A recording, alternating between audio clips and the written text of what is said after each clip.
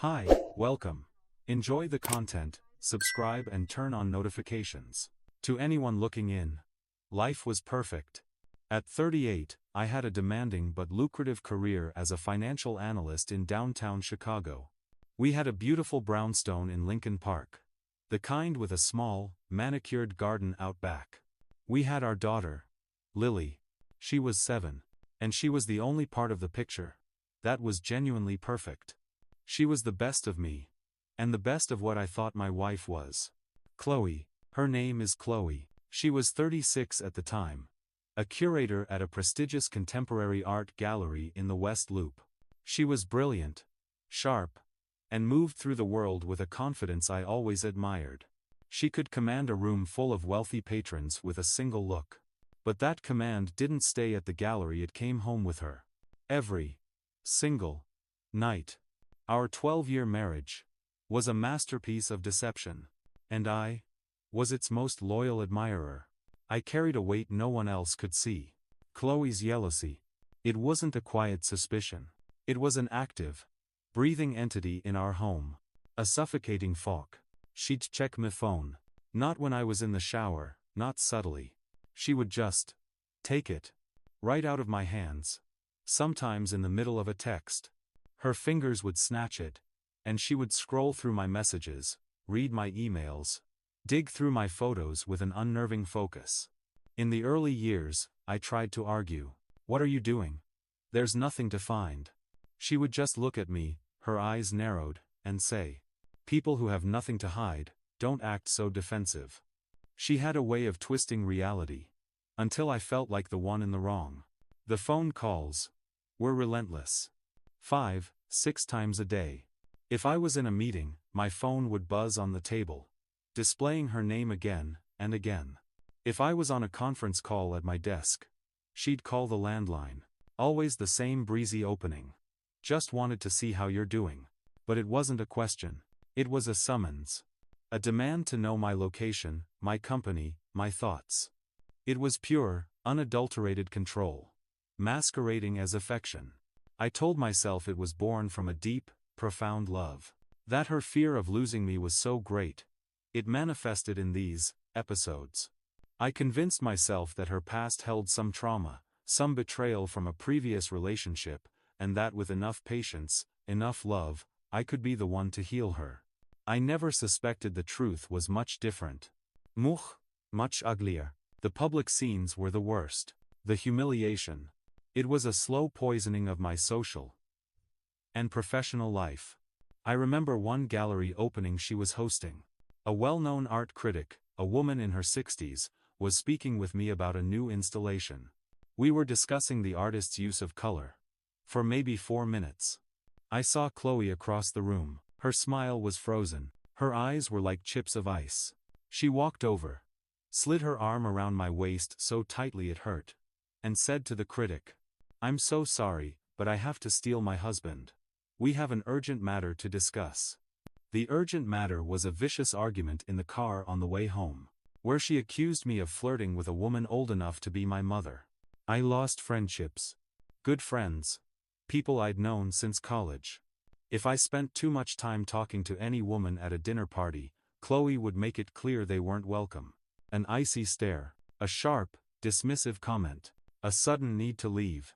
My friends' wives started to avoid me, probably thinking I was the problem. Eventually, the invitations just stopped coming. The final straw, before the real final straw, was at a friend's rooftop barbecue.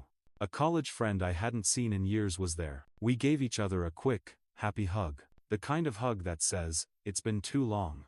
It's so good to see you. It lasted 5 seconds. Chloe made such a scene. Her voice rising.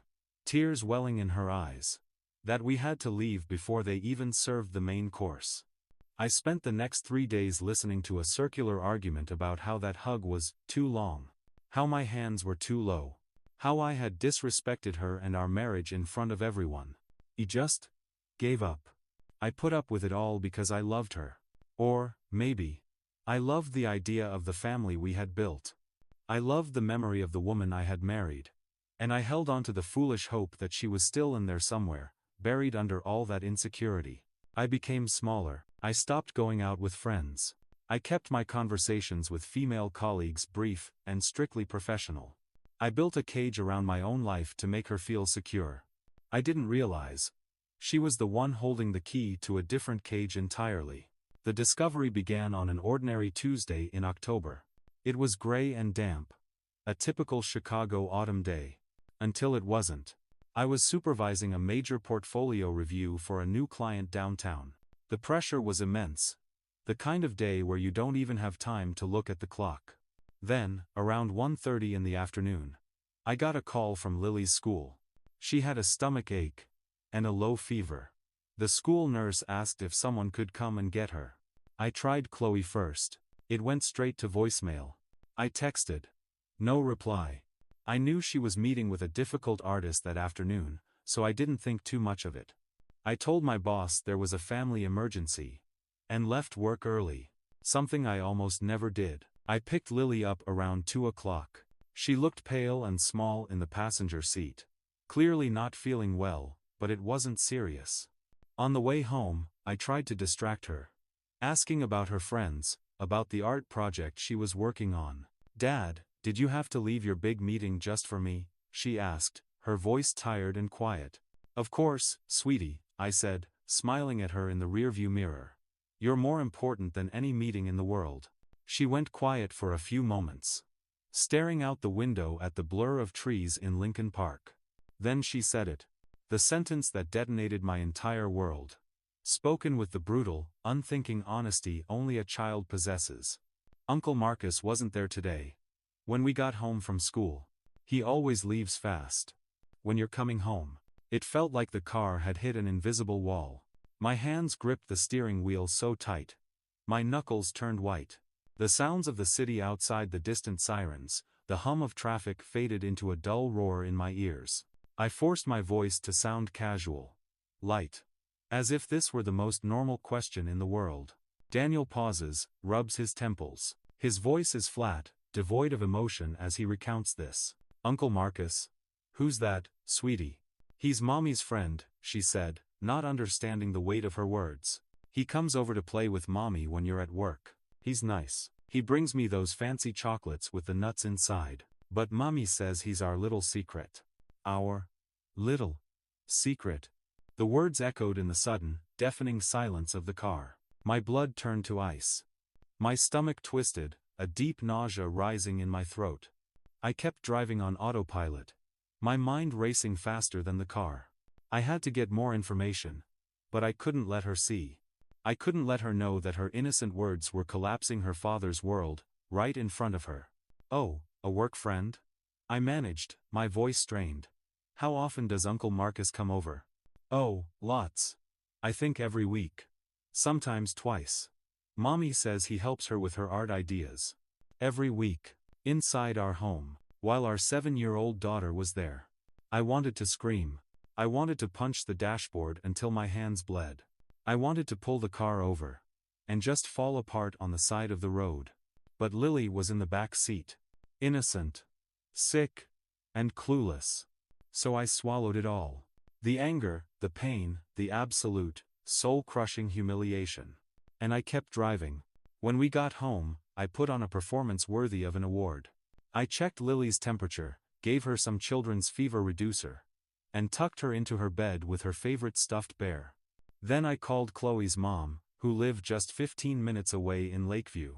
I spun a quick, believable lie. About a market emergency at work, a sudden crisis that required me to go back to the office immediately.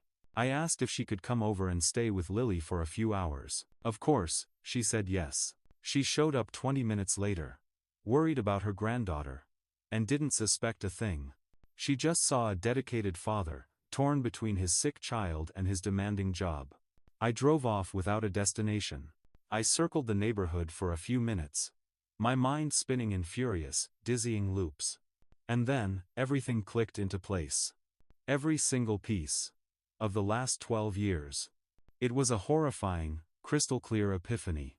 Chloe's obsessive jealousy. All those baseless accusations. The toxic control over my life. It wasn't insecurity. It wasn't past trauma. It was projection.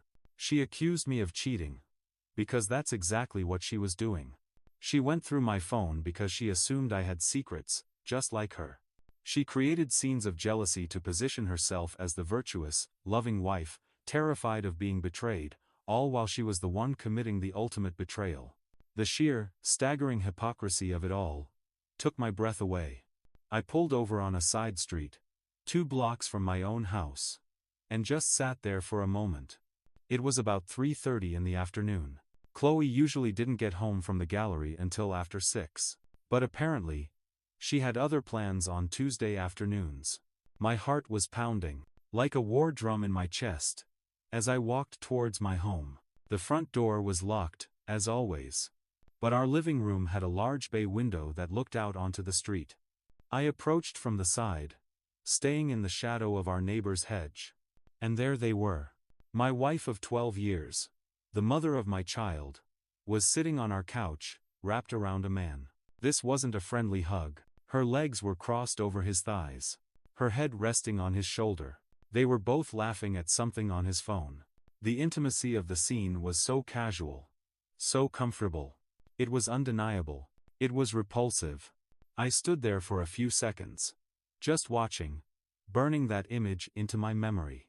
This was my proof. This was the end of everything. My hands were shaking with a rage so pure it felt like electricity. I pulled out my phone. I took photos.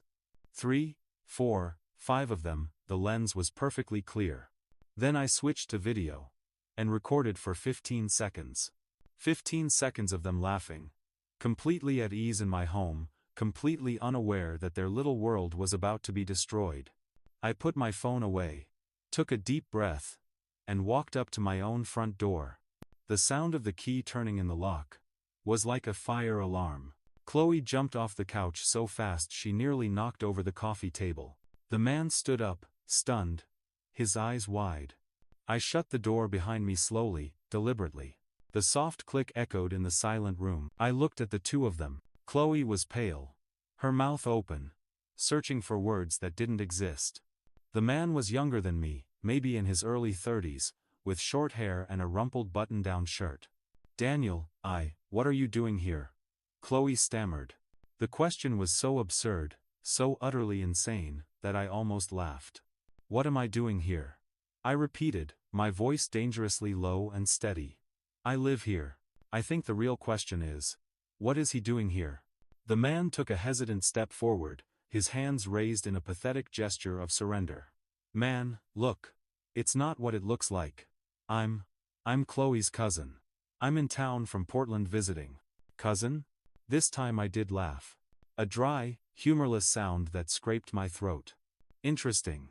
My 7-year-old daughter told me today that Uncle Marcus's comes here every week to play with Mommy.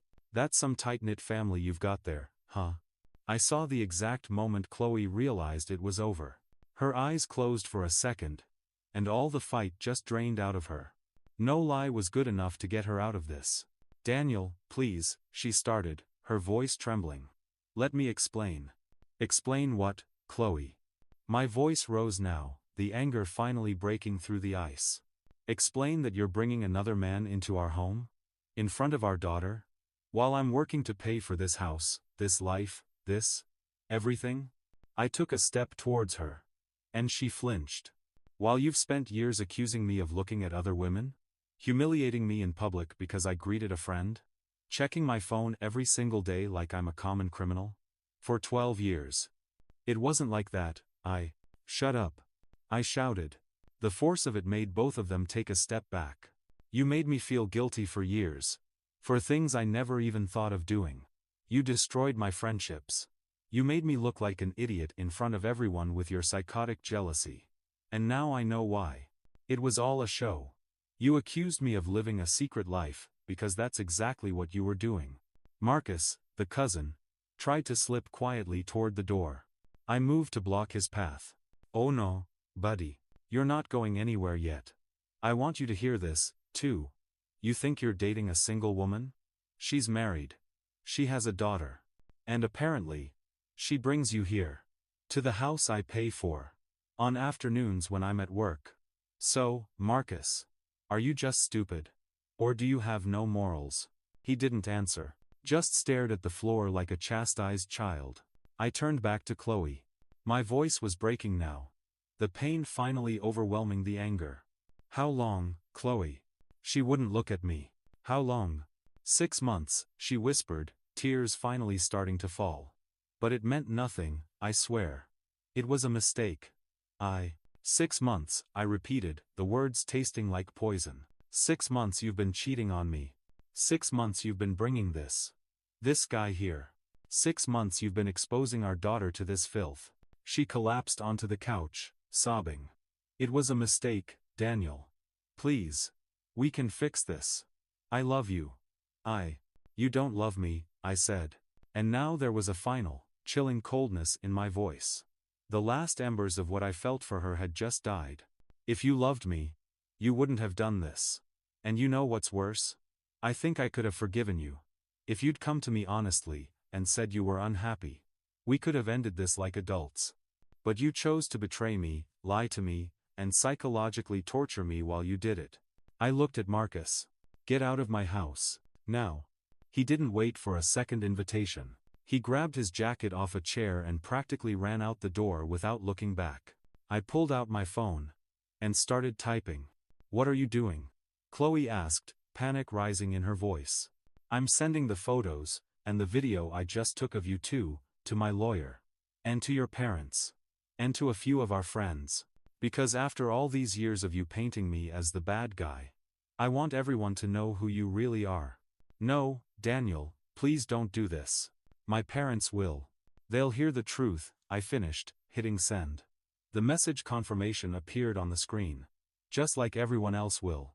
She tried to reach for me. But I stepped away as if she were poison. I want a divorce, I said, the words clear and absolute. I'm sleeping at my brother's tonight. You'll be served with the papers tomorrow. And Chloe. I'm fighting for full custody of Lily. No judge is going to think it's acceptable for a mother to bring her lovers into the house while her young daughter is present. Especially when she told her to keep it a secret. You can't take my daughter away from me. She shrieked. Watch me, I said. And walked out the door, leaving her and the life we had built, in ruins behind me. The weeks that followed were a blur. Lawyers, paperwork, and a deep, gnawing pain. I filed for divorce immediately, presenting all the evidence I had. I hired one of Chicago's top family law attorneys, a shark of a woman who was relentless. The photos and video were damning. But my lawyer suggested we go further. Under Illinois law, we could request that Lily be interviewed by a child psychologist specializing in custody cases. It was a difficult decision. But I knew it was necessary to protect her. The psychologist spoke with Lily in a safe, play-based setting. And Lily, not fully understanding the implications, told her everything naturally. That Uncle Marcus came over often. That Mommy told her it was their special secret. And not to tell Daddy. That one time, she walked into the living room, and saw Mommy and Uncle Marcus kissing. The psychologist's report was devastating for Chloe. It concluded that the mother had knowingly and repeatedly exposed the child to an inappropriate situation, creating a secret-keeping dynamic that was potentially confusing and harmful to her emotional development. But we uncovered something even worse. My lawyer hired a private investigator who, within 2 days, found Chloe's profile on a dating app, one designed for discreet extramarital affairs. She had created it 2 years ago. 2 years. Using a fake name. And photos where her face wasn't clearly visible. For 2 years, she had been actively seeking affairs, while simultaneously accusing me of imaginary infidelity. The investigator obtained screenshots of the profile and her message history with several other men.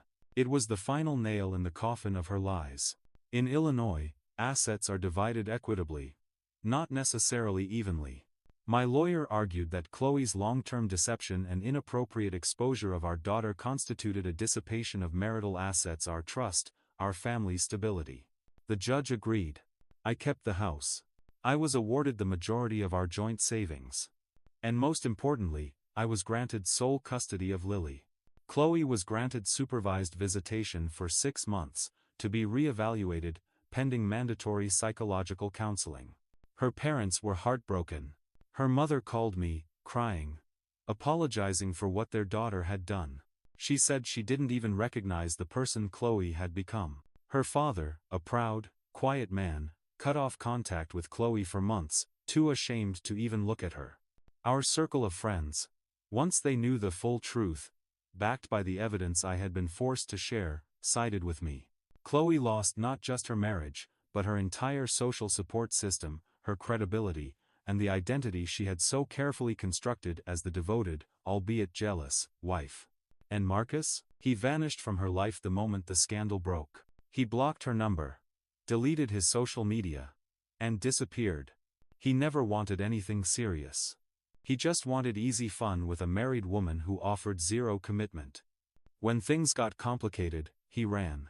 A year later, I was sitting on the back porch of the house that was now mine alone. I was watching Lily play fetch with Buster, a golden retriever we'd adopted 3 months earlier. She was happy. Genuinely happy. She was adjusted. Doing well in the child therapy I'd made sure she got, to help her process everything. I'd been in therapy, too. Working through the betrayal, the rage, the feeling of having been made a fool for so long. It was hard work. But it was working. I started going out with friends again, without fear, without guilt. Without having to justify every conversation.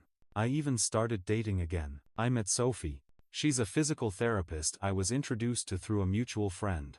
She's the complete opposite of Chloe. Calm, confident, transparent. There are no games. No paranoia. She trusts me. And I trust her.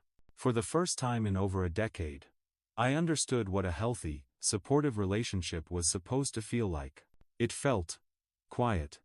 And quiet felt wonderful. Chloe, on the other hand, lived alone in a small apartment out in the suburbs. She saw Lily on alternating weekends, under the continued supervision of the court. Her reputation in the art world was tarnished, and she carried the label of a hypocrite and a traitor wherever she went. I heard she tried to contact Marcus a few times, but he never responded. She sent me long, dramatic messages begging for forgiveness more than once in the beginning. I never answered. There was nothing left to say. She had destroyed everything herself. One Sunday afternoon, while Lily and I were making pancakes in the kitchen, she looked up at me with flour on her nose and asked, "Dad, are you happy now?" I smiled, brushed the flour off her face, and answered honestly, "I am, sweetie. I'm very happy." And it was true. The pain was still there, a scar buried deep somewhere. But I had regained something far more valuable than the marriage I'd lost. I had regained myself. My dignity, my peace. My ability to trust that not everyone was like Chloe. The poetic justice was complete. The woman who had spent 12 years trying to suffocate me with false jealousy, baseless accusations, and obsessive control, had only succeeded in destroying her own life, the moment her truth came out. And I, the man she had so unjustly accused for so long, was finally free. Thank you for watching the video. If you enjoyed it, don't forget to subscribe to the channel and turn on notifications so you won't miss any updates. See you next.